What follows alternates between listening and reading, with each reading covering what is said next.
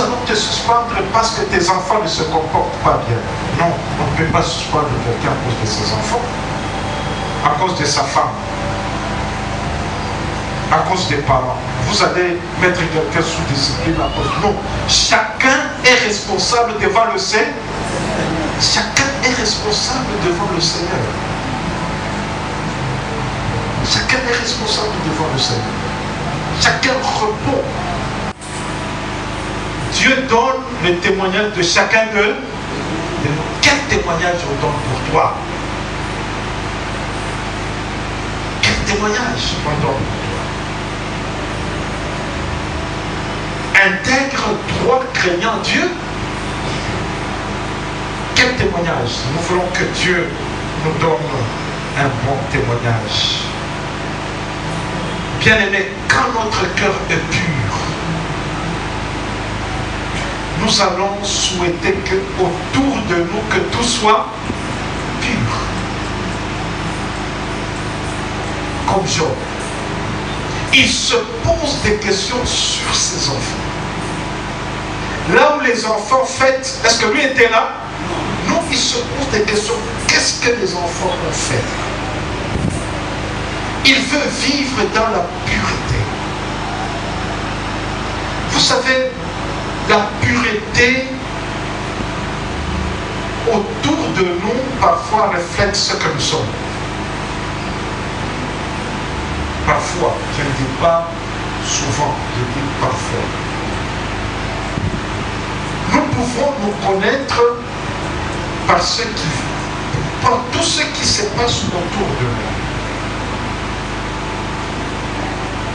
Si ce qui se passe autour de nous n'est pas ce que je vis, nous le verrons par l'engagement de la personne. Je ne sais pas si vous me suivez. L'engagement et le rejet de tout ce qui se passe autour de nous, soit parce que nous sommes, comme Job a démontré, qu'il est incapable de connaître tout ce qui se passe autour de nous. Comme dans nos familles, chacun est incapable de connaître ce qui se passe, que ce soit les parents, que ce soit les enfants. Nous ne savons pas ce qui se passe autour de nous. Vous pouvez penser que tout marche bien dans la famille. En réalité, il y a des choses qui ne marchent pas. J'ai vu même dans d'autres familles, une fille est grosse, la famille n'était pas au courant, mais les gens de l'extérieur étaient au courant de ça. Moi, j'ai un ami pasteur qui me disait qu'ils étaient dans une réunion de prière, de quartier, comme pâturage. Alors, on partageait avec lui sur le problème des enfants.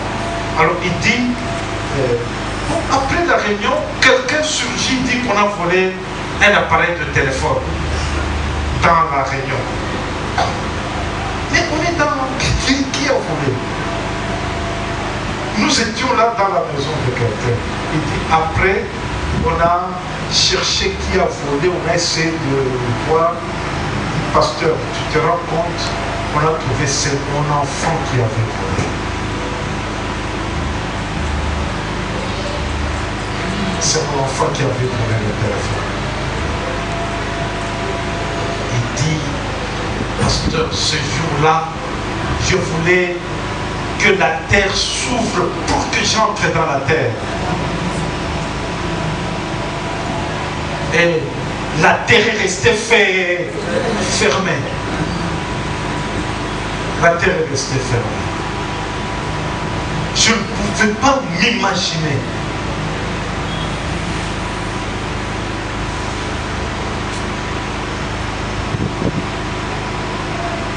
Moi, nous avons l'habitude d'organiser des réunions des enfants. Un jour, dans un camp biblique, un enfant vole. Alors, on a fait des enquêtes, on a trouvé l'enfant qui vole. Alors, l'enfant qui a volé, rien, le fait de voler est sa famille. Il y a incompatibilité. Ils ont des moyens. Comment l'enfant est allé voler le téléphone au camp biblique? Alors on a envoyé une équipe pour informer son père que l'enfant a volé au camp biblique. Le père, il dit, j'ai l'argent. Il est parti de la maison avec un téléphone. On ne sait pas il a mis où le téléphone.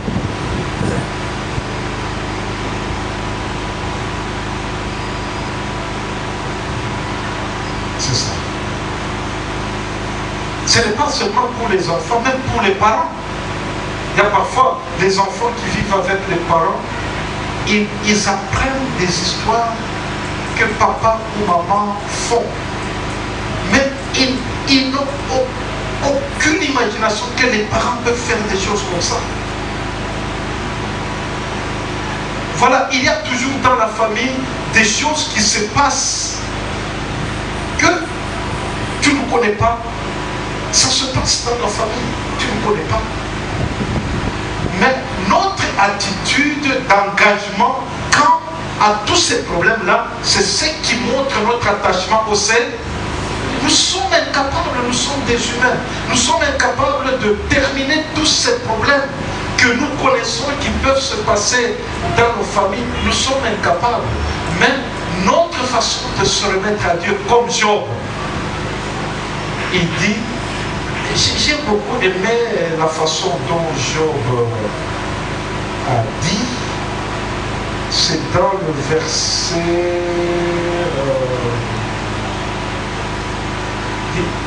montre le... Il faut afficher le... Ok, c'est le verset 5. Ok. Ok, ça va. Et quand les jours de festin étaient passés, Job appelait et sanctifiait ses fils. Oui. Moi, je vois parfois, on est pressé, on dit Dieu bénit mes enfants, Dieu fait mes enfants. Mais Job allait, il faisait la prière, il faisait des holocaustes, prière. Il faisait des holocaustes de sanctification pour ses enfants, la prière pour chaque enfant. Il avait combien de fils? Combien? Combien de filles? Pour chaque enfant, il faisait des prières. Pourquoi il faisait des prières?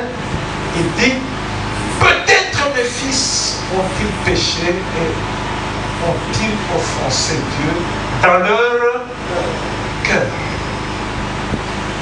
Dans leur cœur serait invisible. Il ne priait pas pour ce que les enfants ont fait et ce qu'il a vu, même ce qui était dans le cœur. Vous savez, le cœur cache beaucoup de choses. Le cœur ici. Quand nous sommes ici, si on pouvait ouvrir nos cœurs, vous allez voir ce que nous sommes. Non, nous ne verrons même pas. Parce que ce que nous faisons, c'est au fond du cœur. Quand les médecins ouvrent le cœur, ils voient ce que nous vivons. Nous ne le voient pas. Donc on veut dire que le cœur, c'est là où nous cachons beaucoup de choses. Il y a des gens qui ont fait des gaffes, qui continuent à faire des gaffes. J'ai beaucoup aimé les méditations que nous faisons ici. On a parlé de la boisson. Il y a ceux qui boivent. Il y a des garçons qui se droguent. Les parents ne sont pas au courant. Ils se droguent. Il y a des filles qui font n'importe quoi, qui font des avortements, des histoires comme ça. Mais quand ils se présentent en vérité, il y a des gens qui se comportent n'importe comment. J'ai discuté avec quelqu'un là, il est de la famille. On m'a dit, de la grande famille. Alors on m'a dit, il est comme ça, il est comme ça. J'ai dit à mon petit frère qui est pasteur, j'ai dit, voilà ce qu'on m'a raconté sur telle personne. Alors mon petit frère dit non, les gens exagèrent. Le fait qu'il te voit venir ici commence à te raconter même des choses qu'on ne raconte pas. Il dit, moi je le connais, je suis toujours avec lui. Et tout ce qu'on t'a dit, moi je ne connais pas, ce n'est pas vrai. J'ai partagé avec mon épouse. J'ai dit, bon, on m'a dit, je ne sais pas si c'est vrai, c'est faux, mais je vais lui dire. Alors elle est venue, je lui ai dit, j'ai dit, voilà ce qu'on m'a dit. Je lui ai dit, non, j'exagère. Il s'exagère, ce n'est pas correct. Il dit, moi je ne sais pas si c'est vrai ou c'est faux. Moi je te raconte ce qu'on m'a dit. Alors, nous nous retrouvons, ça c'est à Likasi où je lui ai donné des conseils. On se retrouve à Lubumbashi, parce que lui restait aussi à Lubumbashi. On se retrouve. Je suis avec lui dans le véhicule. J'arrive quelque part, je salue des gens. Il me dit, oh pasteur, ils m'ont fait arrêter, ils ne savaient pas que j'étais là. Je me suis arrêté. Alors la personne là insiste et dit, nous avons une grande réunion ici. Sors dans le véhicule, ne fût-ce que pour saluer les gens. Je dis, non, non, je suis pressé. Il dit, pasteur, je t'en supplie. Alors tellement qu'il a beaucoup insisté, j'ai parqué le véhicule. Je suis sorti du véhicule, je suis allé dans la réunion. Ils ont arrêté la réunion, j'ai salué les gens. J'ai dit non, c'est l'autre qui m'a pressé, moi je continue. Après, je vais dans le véhicule, je monte dans le véhicule, quelqu'un toque vitre là. J'ouvre, il dit, je suis un agent de sécurité. Je suis un agent de sécurité. Quand tu es sorti dans le véhicule, tu n'as pas arrêté le bon. Je dis, mais j'avais quelqu'un que j'ai laissé dans le véhicule, qui était avec moi. Il dit, la personne, moi j'étais là, c'était quelqu'un de Raobank, les agents de sécurité. Il était là en train de surveiller un distributeur. Il dit, quand j'étais là, j'ai regardé, le monsieur qui était dans le véhicule a pris l'enveloppe qui était là chez toi, il a retiré l'argent, j'ai vu qu'il a retiré l'argent. Il a retiré l'argent là. Alors, je suis allé, je lui ai dit, je t'ai vu. C'est faux, comment moi je savais que dans cette enveloppe, il y a l'argent. Réellement, dans cette enveloppe, j'avais 1200 $ pour acheter les billets d'avion.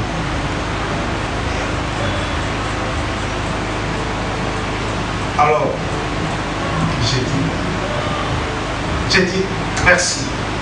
J'ai fermé le véhicule, j'ai continué avec le monsieur. Alors, je lui ai dit, voilà ce que les gens me disaient de toi. Maintenant, ça devient réel. Il dit non. J'ai dit bon. Pour vérifier si c'est vrai, tout mon argent était des billets collés. J'ai ouvert l'enveloppe, j'ai trouvé 100 $ détachés. Il dit, mais tu voulais prendre cet argent.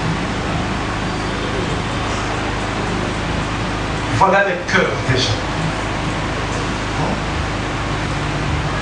Voilà, nous pouvons être dans la famille, dans la grande famille, mais on ne connaît pas les cœurs des gens. On ne connaît pas. Quelqu'un peut être dans la famille, dit qu'il est bon, qu'il est contre, mais le cœur, il n'y a que Dieu. Il n'y a que Dieu. Mais comme nous ne connaissons pas les cœurs des membres de nos familles, je ne connais pas le cœur de mes enfants, les cœurs de mes parents, les cœurs de mon épouse, de ma famille, nous devons nous engager dans la prière. Nous devons, une bonne famille, c'est une famille où les gens s'engagent à prier les uns pour les autres. C'est ça une bonne famille. C'est une bonne famille. Même si il y a des gens, quand vous parlez de leur famille, ils disent, ah, notre famille, c'est une famille moderne. Oui, c'est bon, c'est une famille moderne, mais tu ne connaît pas les cœurs des uns et des autres. Il faut prier. Comme Job le faisait. C'est cette attitude-là que nous demandons à l'Église. Nous voulons réveiller notre Église. Nous voulons que nous puissions nous réveiller. Même si ta famille apparaît comme une famille modèle, mais les cœurs ne sont pas bien connus. Nous devons prier. Nous devons remettre chaque membre de nos familles entre les mains du Seigneur.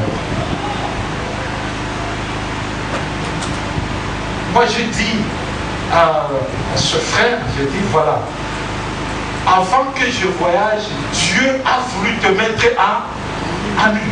Je t'ai vu à nu. Tout ce qu'on me disait, voilà. Mon petit frère m'a dit que ce n'est pas vrai, les gens me racontaient. Lui ne te connaît pas.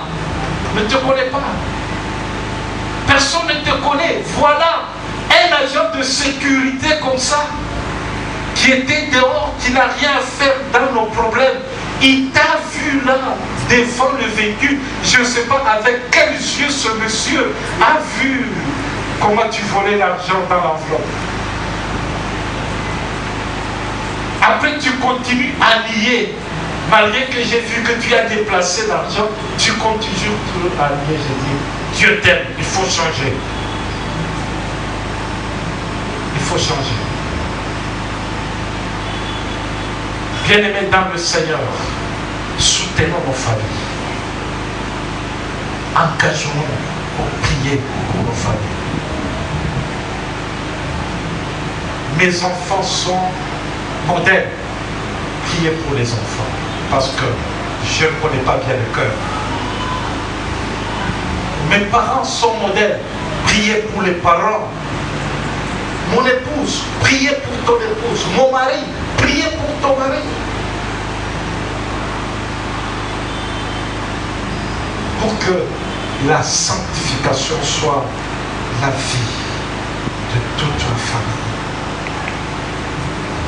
Bien-aimés, ce que nous devons savoir, c'est que dans ce texte, on nous montre Satan qui collabore avec Jésus. Et qu'est-ce que lui cherche contrairement à Dieu? Satan cherche la destruction de la famille. Il cherche notre attachement au Seigneur et comment détruire cet attachement au Seigneur. Mais nous comprenons que Dieu est au-delà de Satan.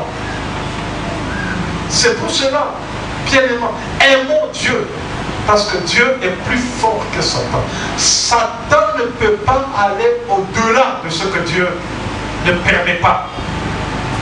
Vous me suivez? Tu ne peux pas dire non, Satan t'a détruit. Tu bois, tu oublies, tu t'oublies même. Tu dis, mais comment je vais faire encore? Non, Satan n'est pas fort que Dieu. Dieu est plus fort. Nous devons aimer Dieu, s'attacher à Dieu, compter sur Dieu. Dieu est ma famille. Dieu veut que nos familles soient en paix. Dieu ne nous force jamais. Il nous laisse dans une pleine liberté. Dans une pleine liberté. Dieu nous laisse dans une pleine... C'est à nous de décider, bien aimé. Nous sommes pour Dieu ou bien nous sommes pour ça, Satan. Nous sommes pour Dieu. Nous sommes pour Dieu, nous ne sommes pas pour Satan. Satan vient toujours chercher les enfants, les parents peuvent venir d'une bonne famille. Les enfants peuvent être bien éduqués. Mais Satan vient toujours chercher comment faire. Il y a des gens qui sont grandis dans des familles où ils ne buvaient pas. Mais ils deviennent dans leur maison, ils commencent à boire. Ils commencent à boire. Avant, ils ne buvaient pas, leurs parents ne buvaient même pas. Il y a des enfants qui sont dans de bonnes familles. Mais quand ils sortent de la famille, ils commencent à se droguer. Ils commencent à faire n'importe quoi, ainsi de suite. Ils commencent à voler. Ça, c'est l'œuvre de l'ennemi. Satan ne se fatigue jamais. Je connais une église à Lubumbashi, là où les gens chassaient Satan. On dit, maintenant nous allons le chasser. Prenez les bâtons. Alors les gens prennent les bâtons. Ils commencent à toka, toka, toka. Alors dit, commençons par devant. Nous les chassons jusqu'à... Ils peuvent même se fracturer avec ces bâtons-là. Donc ils chassent Satan. Et il y a beaucoup de gens qui passent leur temps à chasser Satan. Satan fait son œuvre jusqu'au temps prévu par le ciel. C'est nous qui allons dire non à ça, à Satan, oui à Dieu, non à Satan. Je ne peux pas m'engager avec Satan. Tu ne peux pas prendre le bâton, te taper. Satan, bima, bima, bima, bima, tu vas te fracturer pour rien. Prends la décision que moi, avec Dieu, mais pas avec ça, pas avec Satan. Il y a des gens qui ont créé des doctrines et des doctrines de chasser le démon. Le démon part par la puissance de Dieu. C'est la puissance de Dieu qui nous éloigne de Satan, qui nous fait vivre Dieu dans sa plénitude. Voilà, c'est un bon texte. Je vous laisse, vous allez l'exploiter, sinon je risque de passer le temps. Que Dieu nous bénisse. Nous allons nous mettre...